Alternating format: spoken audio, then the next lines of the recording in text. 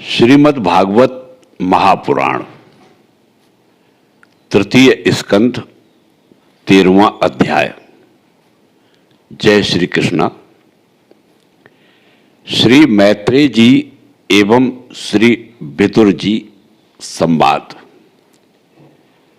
12 अवतार की कथा। श्री सुखदेव जी ने कहा, राजन, मुनिवर मैत्रेय जी के मुख से यह परम पुण्यमयी कथा सुनकर श्री विदुर जी ने फिर पूछा, क्योंकि भगवान की लीला कथा में इनका अत्यंत अनुराग हो गया था। विदुर जी ने पूछा, मुने, स्वयंभू ब्रह्मा जी के प्रिय पुत्र महाराज स्वयंभुव मनु ने अपनी प्रिय पत्नी शतरूपा को पाकर फिर क्या किया? आप साधु शिरोमणि हैं, आप मुझे आदिराज राजर्षि स्वयंभुव मनु का पवित्र चरित्र सुनाइए। वे श्री विष्णु भगवान के शरणापन्न थे, इसलिए उनका चरित्र सुनने में मेरी बड़ी श्रद्धा है। जिनके हृदय में श्री मुकुंद के चरणार बिंद विराजमान हैं, उन भक्तजनों के गुणों को श्रवण करना ही मनुष्य के बहुत दिनों तक किए हुए शास्त्राभ्यास के श्रम का मुख्य फल है, ऐसा विद्वानों का श्रेष्ठ मत है। श्री सुखदेव जी कहते हैं, राजन, विदुर जी सहस्र शीर्षा भगवान श्री हरि के चरणाश्रित भक्त थे। उन्होंने जब विनय पूर्वक भगवान की कथा के लिए प्रेरणा की, तब मुनिवर मैत्रेय का रोम रोम खिल उठा।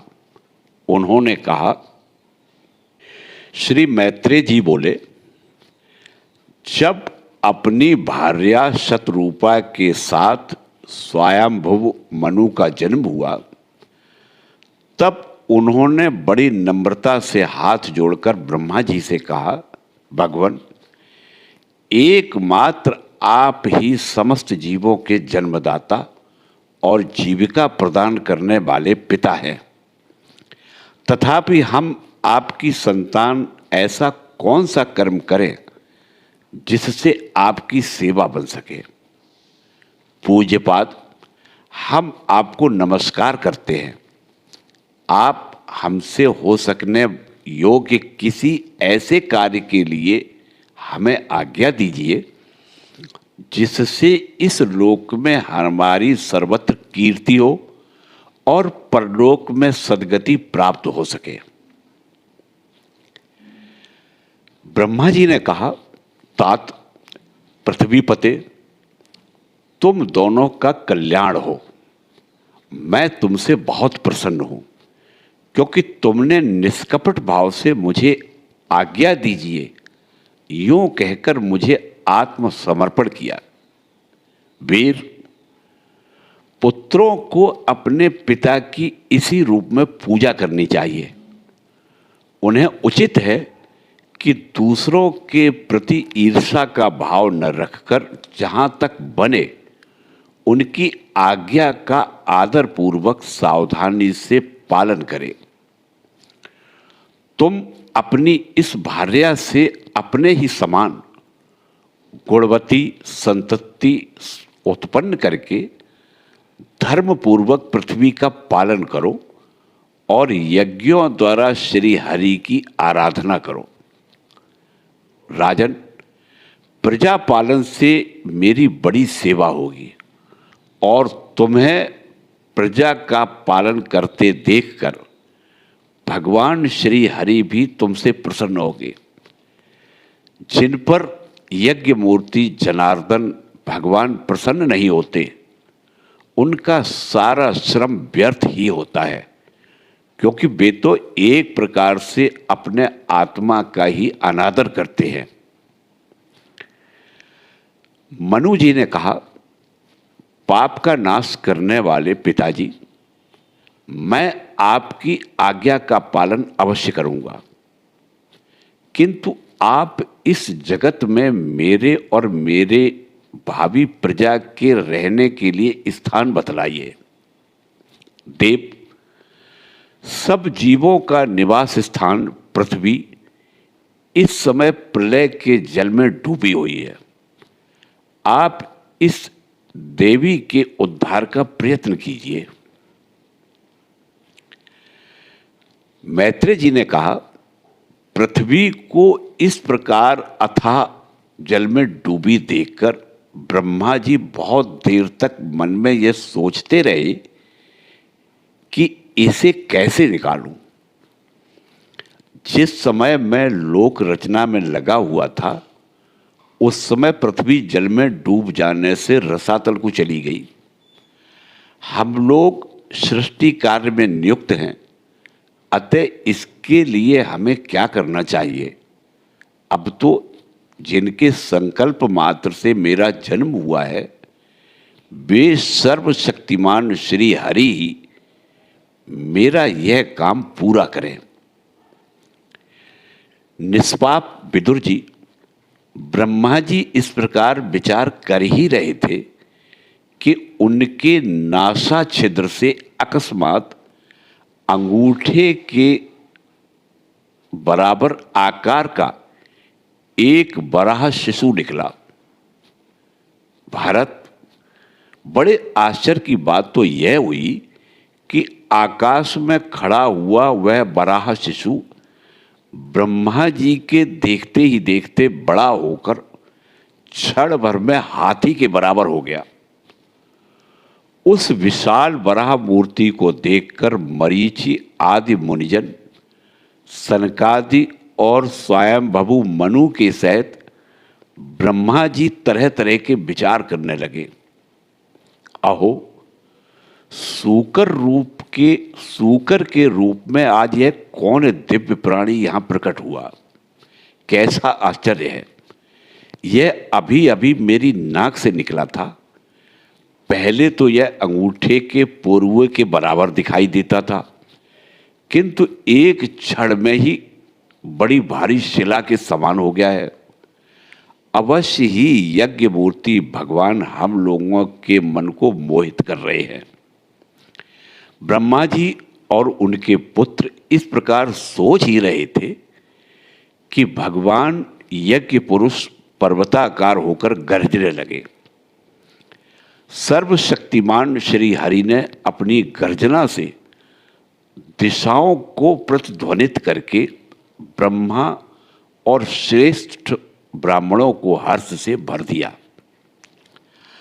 अपना खेद दूर करने वाली माया में बराह भगवान की घुरघुराहट को सुनकर वे जनलोक, तपलोक और सत्यलोक निवासी मुनिगण तीनों वेदों के परम पवित्र मंत्रों से उनकी स्तुति करने लगे। भगवान के स्वरूप का वेदों में विस्तार से वर्णन किया गया है, अतः उन मुनीश्वरों ने जो स्तुति की उसे वेद रूप मानकर भगवान बड़े प्रसन्न हुए और एक बार फिर गरज कर देवताओं के हित के लिए गजराज की सी लीला करते हुए जल में घुस गए। पहले वे सूकर रूप भगवान पूंछ उठाकर बड़े वेग से आकाश में उछले और अपनी गर्दन के बालों को फटकार कर खुरों के आघात से बादलों को छितराने लगे। उनका शरीर बड़ा कठोर था, त्वचा पर कड़े कड़े बाल थे, दाढ़ें सफेद थी और नेत्रों से तेज निकल रहा था। उस समय उनकी बड़ी शोभा हो रही थी। भगवान स्वयं यज्ञ पुरुष हैं, तथापि सूकर रूप धारण करने के कारण अपनी नाक से सूंघ सूंघ कर पृथ्वी का पता लगा रहे थे। उनकी दाढ़ें बड़ी कठोर थी। इस प्रकार यद्यपि वे बड़े क्रूर जान पड़ते थे, तथापि अपनी स्तुति करने वाले मरीचि आदि मुनियों की ओर बड़ी सौम्य दृष्टि से निहारते हुए उन्होंने जल में प्रवेश किया। जिस समय उनका वज्रमय पर्वत के समान कठोर कलेवर जल में गिरा, तब उसके वेग से मानो समुद्र का पेट फट गया और उसमें बादलों की गड़गड़ाहट के समान बड़ा भीषण शब्द हुआ। उस समय ऐसा जान पड़ता था मानो अपनी उत्ताल तरंग रूप भुजाओं को उठाकर वह बड़े आर्त स्वर से, हे यज्ञेश्वर मेरी रक्षा करो, इस प्रकार पुकार रहा है। तब भगवान यज्ञ मूर्ति अपने बाण के समान पैने खुरों से जल को चीरते हुए उस अपार जल राशि के उस पार पहुंचे। वहां रसातल में उन्होंने समस्त जीवों की आश्रयभूता पृथ्वी को देखा, जिसे कल्पांत में शयन करने के लिए उद्यत श्री हरि ने स्वयं अपने ही उदर में लीन कर लिया था। फिर वे जल में डूबी हुई पृथ्वी को अपनी दाढ़ों पर लेकर रसातल से ऊपर आए। उस समय उनकी बड़ी शोभा हो रही थी। जल से बाहर आते समय उनके मार्ग में विघ्न डालने के लिए महापराक्रमी हृदयाक्ष ने जल के भीतर ही उन पर गदा से आक्रमण किया। इससे उनका क्रोध चक्र के समान तीक्ष्ण हो गया और उन्होंने उसे लीला से ही इस प्रकार मार डाला जैसे सिंह हाथी को मार डालता है। उस समय उसके रक्त से थूथनी तथा कनपटी संजाने के कारण वे ऐसे जान पड़ते थे मानो कोई गजराज लाल मिट्टी के टीले में टक्कर मारकर आया हो। तात, जैसे गजराज अपने दांतों पर कमल पुष्प धारण कर ले, उसी प्रकार अपने सफेद दांतों की नोक पर पृथ्वी को धारण कर जल से बाहर निकले हुए तमाल के समान नील वर्ण बराह भगवान को देखकर ब्रह्मा, मरीचि आदि को निश्चय हो गया कि ये भगवान ही है।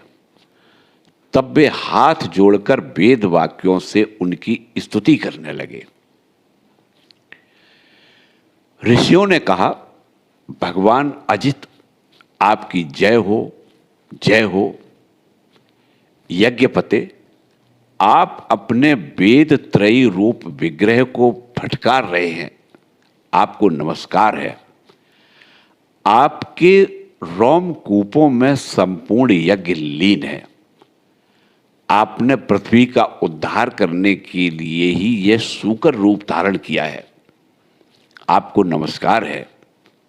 देव, दुराचारियों को आपके इस शरीर का दर्शन होना अत्यंत कठिन है, क्योंकि यह यज्ञ स्वरूप है।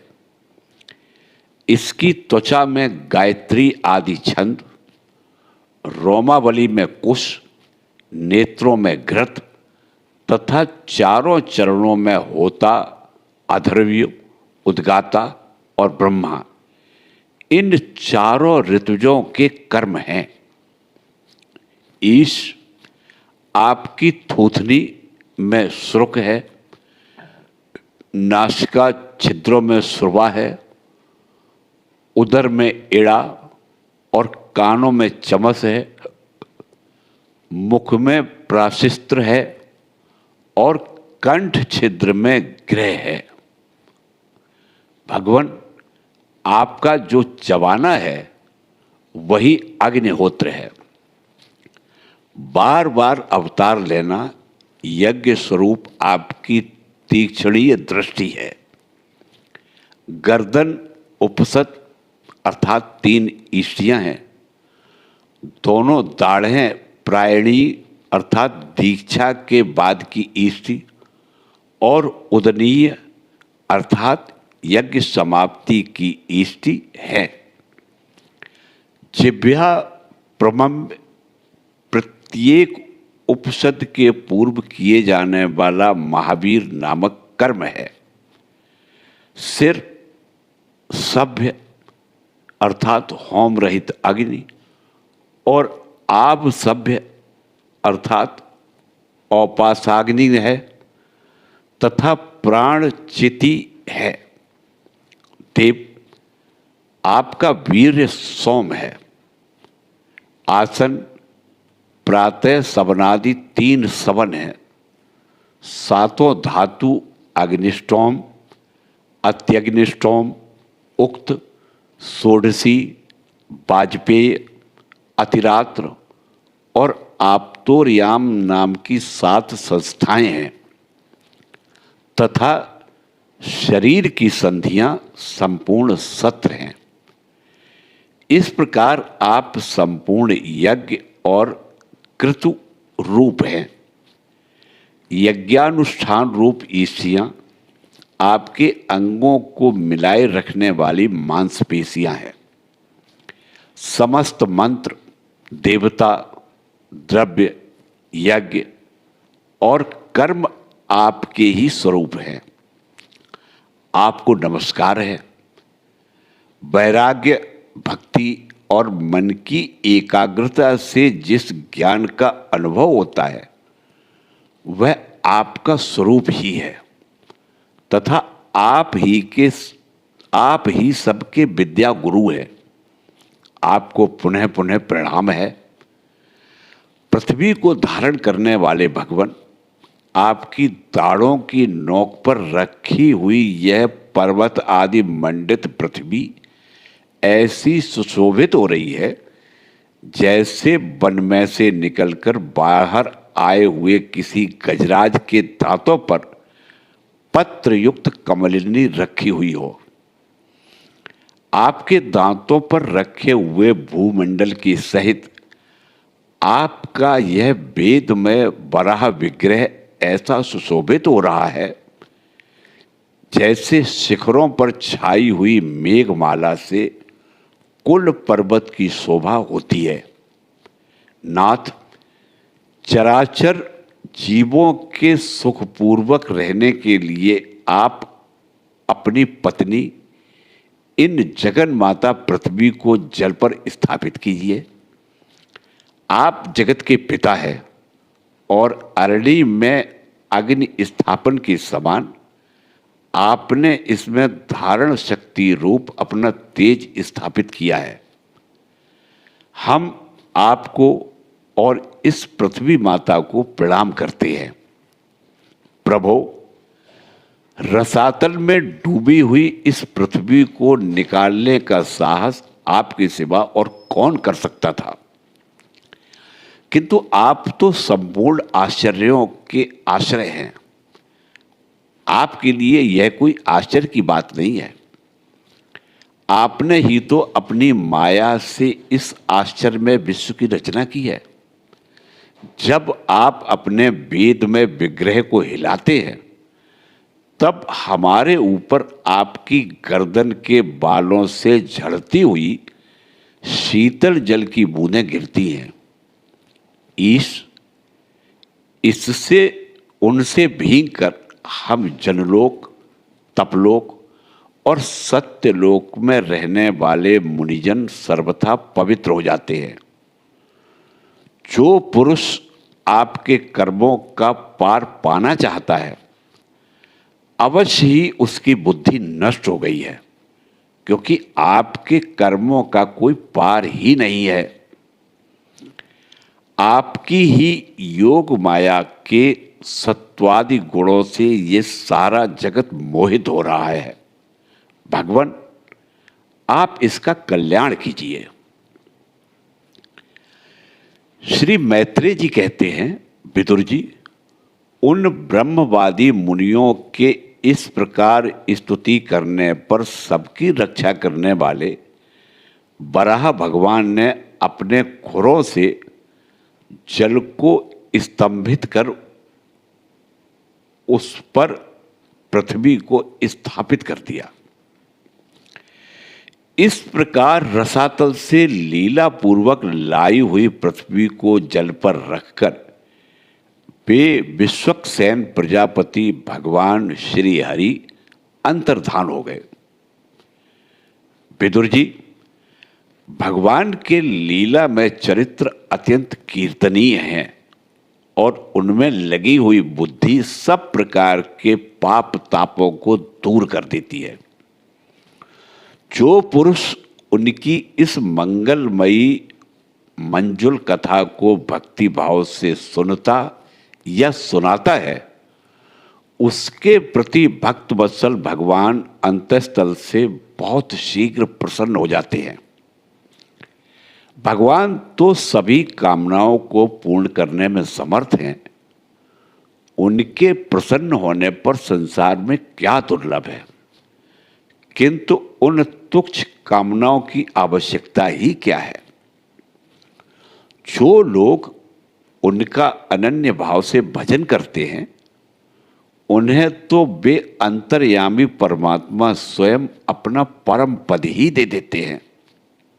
अरे, संसार में पशुओं को छोड़कर अपने पुरुषार्थ का सार जानने वाला ऐसा कौन पुरुष होगा जो आवागमन से छुड़ा देने वाली भगवान की प्राचीन कथाओं में से किसी भी अमृतमयी कथा का अपने कर्णपुटों से एक बार पान करके फिर उनकी ओर से मन हटा लेगा।